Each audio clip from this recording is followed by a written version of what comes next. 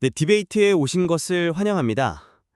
네, 오늘은 성경 본문의 권위라는 상당히 중요하면서도 또 흥미로운 주제를 다뤄보려고 합니다. 구체적으로는 어떤 사본 전통이 과연 원본에 더 가까운가, 이걸 어떻게 판단해야 하는가 하는 오랜 질문이죠. 특히 아주 오래된 소수의 사본들과 그 이후 시대의 다수 사본들, 이 둘 사이의 관계에 대한 논의입니다. 그래서 오늘 저희가 던지는 핵심 질문은 이겁니다.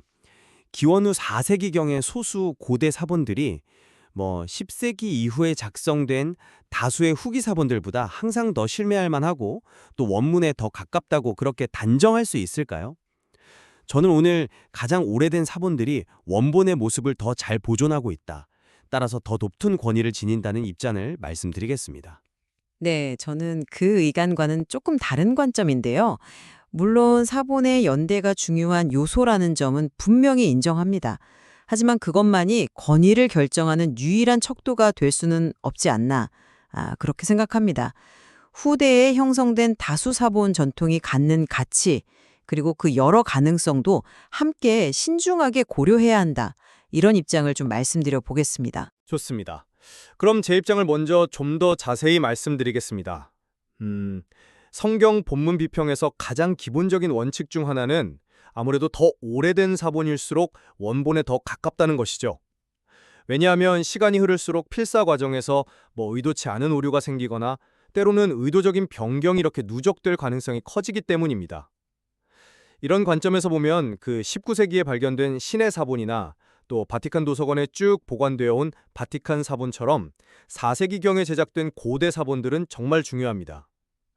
이 사본들이 수백 년의 간극을 두고 서로 다른 경로로 발견되었는데도 그 내용이 상당히 일치한다는 점, 이건 주목할 만한 부분이죠. 이게 뭘 의미하냐면 4세기경의 본문 형태가 상당히 안정적이었고 또 신뢰할 만하다는 강력한 증거가 될 수 있다는 겁니다. 반면에 우리가 잘 아는 1611년 킹 제임스 성경 번역의 기초가 된 텍스투스 레셉투스, 흔히 TR이라고 하죠. 이 TR은 주로 10세기 이후의 소수 후기 사본들에 의존해서 16세기 초에 편집되었습니다. 특히 그 편집 과정을 보면 시간적인 제약도 있었고 또 사용할 수 있었던 사본 자체도 한계가 있었고요. 심지어 일부 구절 같은 경우는 라틴어 성경을 다시 그리스어로 역번역하는 일까지 있었다는 점. 이걸 고려하면 TR을 원본에 가장 가까운 형태라고 보기는 좀 어렵지 않나 싶습니다. 또한 요한일서 5장 7절과 8절의 콤마 요한 내용 같은 구절을 보면 가장 오래된 그리스어 사본들에는 이게 나타나지 않거든요. 그런데 후대의 TR 계열 사본들에는 포함되어 있어요. 이런 건 후대의 어떤 신학적인 이유로 본문이 변경되었을 가능성을 보여주는 사례라고 생각합니다. 그래서 저는 가장 오래된 핵심 사본들에 더 큰 비중을 두는 것이 합리적인 접근이라고 봅니다. 네, 물론 그 오래된 사본, 특히 신의 사본과 바티칸 사본의 가치는 저도 충분히 인정합니다. 그리고 두 사본이 서로의 신뢰도를 높여준다는 점도 중요한 발견이죠. 네. 하지만 오래되었다는 사실 하나만으로 이것이 곧 원본 그대로다 이렇게 단정하기는 좀 어렵지 않을까 싶습니다. 그 4세기 사본이라고 해도 그 이전에 이미 어떤 변화가 있었을 가능성은 여전히 열려 있는 거니까요. 그리고 또 한 가지, 이집트 같은 특정 지역에서 잘 보존된 그 소수의 고대 사본만이 원본을 대표한다고 보는 것은 어떻게 보면 좀 특정 지역의 본문 형태만을 과도하게 중요시하는 그런 편향일 수도 있다는 생각도 듭니다. 반면에 텍스투스 레셉투스, 즉 TR에 기반이 된 비잔틴 계열 사본들은 어떻습니까? 이 사본들은 물론 연대는 상대적으로 좀 늦은 것들이 많아요. 하지만 그 수는 정말 압도적으로 많고 또 동방교회를 중심으로 수세기 동안 아주 광범위하게 사용되고 필사되고 그렇게 전승되어 왔습니다. 이걸 단순히 후대에 오류가 누적된 것으로만 치부할 게 아니라 어쩌면 이 다수의 일치라는 것이 당시 교회 공동체가 널리 받아들였던 주류 본문의 모습을 반영하는 것일 수도 있다. 이런 가능성도 열어줘야 하지 않을까요? 그러니까 소수의 고대 사본이 우연히 보존된 것과 다수의 사본이 지속적으로 사용되고 전승된 것, 이 둘 중에 어느 쪽이 원본에 더 가깝다고 딱 잘라 말하기는 사실 쉽지 않은 문제입니다. 그리고 더 나아가서 어떤 사본을 선택하느냐는 단순히 학문적인 논의에 그치는 게 아니라 실제 성경 번역이나 또 신앙 공동체에 직접적인 영향을 미치거든요. 예를 들어서 그리스어 다이모니온이라는 단어를 특정 단어로 번역하는 것을 두고 논란이 있기도 하죠. 이런 것처럼 사본 선택과 번역이 때로는 신학적인 해석이나 목회 현장에서 혼란을 야기할 수도 있다는 그런 주장들도 제기됩니다. 이것은 이제 사본 선택이 미치는 파급력을 우리가 신중하게 고려해야 한다는 걸 보여주는 사례라고 생각합니다. 그래서 연대뿐만 아니라 전승의 폭과 깊이 그리고 실제적인 영향까지 종합적으로 봐야 한다. 저는 그렇게 생각합니다. 말씀하신 그 다수 사본의 일치라는 점이 흥미롭기는 합니다만 그것이 꼭 원본성을 보장한다고 보기는 좀 어렵지 않을까요? 오히려 후대로 가면서 특정 교리나 이해를 반영해서 본문을 표준화하려는 그런 경향이 있었을 수도 있습니다. 아까 제가 언급했던 콤마 요한네움 경우가 대표적인 예가 될 수 있겠죠. 삼위일체 교리가 확립된 이후에 이 교리를 명확하게 지지하는 것처럼 보이는 구절이 후대 사본들에 점차 퍼져나갔을 가능성이 높다는 겁니다. 가장 오래된 사본들에는 이 구절이 없다는 사실이 바로 이걸 뒷받침하는 거죠. 신의 사본과 바티칸 사본의 일치성은 물론 완벽하지는 않더라도 후대의 어떤 신학적 개입 같은 것이 비교적 적었을 가능성이 높은 4세기 본문의 모습을 보여준다는 점에서 여전히 중요하다고 생각합니다. 그렇기 때문에 저는 후대의 다수결 원칙보다는 오래된 침고에 더 무게를 두는 것이 본문 비평의 기본 원칙에 더 부합한다, 이렇게 생각합니다. 네, 그 점은 저도 인정합니다. 후대의 신학적인 이유로 본문이 수정되었을 가능성, 당연히 고려해야 할 부분입니다. 하지만 이걸 반대로 한번 생각해 볼 수도 있지 않을까요?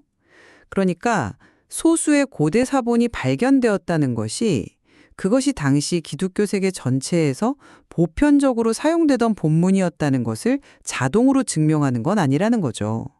어쩌면 특정 지역이나 어떤 특정 그룹에서 사용되다가 여러 가지 이유로 주류에서 좀 벗어나서 그냥 그대로 보존되었을 가능성도 배제할 수는 없지 않습니까? 반면에 그 비잔틴 다수사본은 말씀드렸듯이 수많은 지역의 교회에서 오랜 기간 동안 예배나 교육에서 실제로 사용되고 검증되고 또 그렇게 전승되어 왔습니다. 이것은 단순한 우연한 보존이 아니라 공동체의 삶 속에서 살아 숨쉬면서 이어져 온 역사적인 전승이라고 볼 수 있습니다. 이 역사성과 또 광범위한 수용성을 단순히 후대의 표준화나 오류 누적으로만 그렇게 쉽게 치부할 수 있을까요? 저는 소수 고대 사본의 보존 상태와 다수 사본의 역사적 전승, 이 둘 사이의 균형을 어떻게 잡아야 할지가 핵심 문제라고 봅니다. 네, 텍스투스 레셉투스의 형성 과정에 대해서 조금 더 구체적으로 짚어보면 그 한계가 더 분명해 보인다고 생각합니다. 잘 알려진 것처럼 16세기 초에 에라스무스가 사실상 상업적인 경쟁 속에서 말이죠. 약 10개월이라는 굉장히 짧은 시간 안에 편집을 마쳐야 했습니다. 그것도 주로 자신이 머물던 바질 주변에서 구할 수 있었던 대부분 10세기 이후의 소수사본, 한 6, 7개 정도에 의존해서 편집했다는 것은 이건 사실이죠.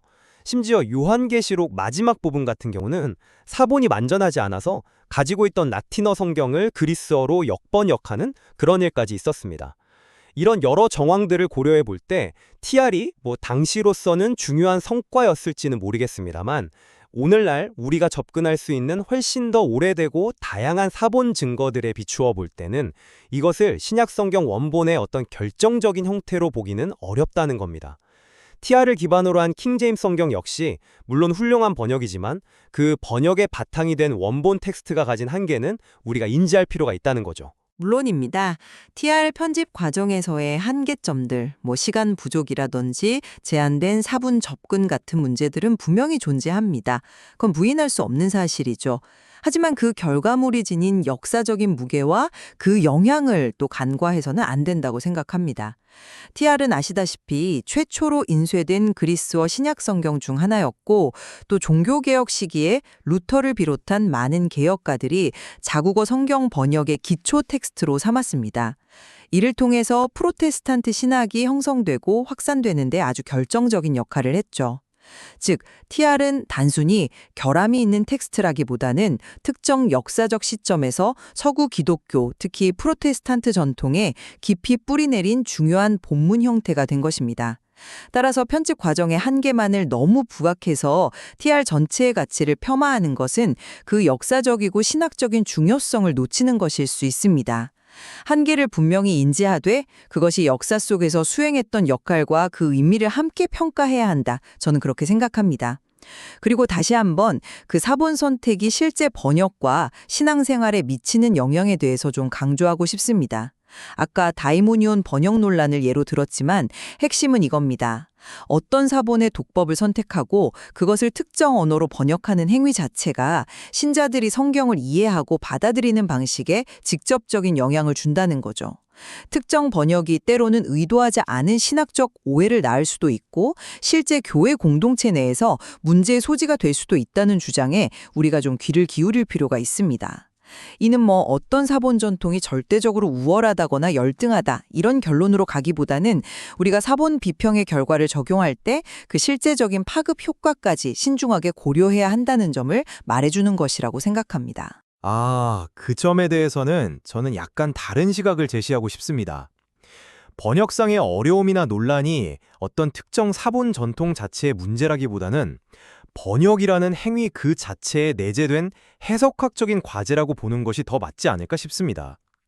성경 저자들조차도 당시 문화권의 용어, 예를 들어 다이모니온 같은 단어를 사용하면서 거기에 새로운 신학적 의미를 부여하지 않았습니까?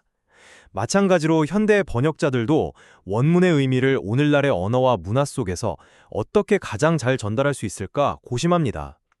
이 과정에서 어떤 번역어를 선택하든 완벽하게 원문의 뉘앙스를 다 담아내거나 모든 오해를 피하기는 사실상 어렵습니다. 그렇기 때문에 중요한 것은 특정 번역본, KJV든 개역개정이든 다른 어떤 번역본이든 간에 그것을 절대시하거나 우상화하지 않는 태도라고 생각합니다. 오히려 다양한 번역본을 좀 비교해보고 때로는 각주 등을 통해서 다른 사본의 가능성, 예를 들어 개역개정 성경의 관호로 처리된 부분들처럼요.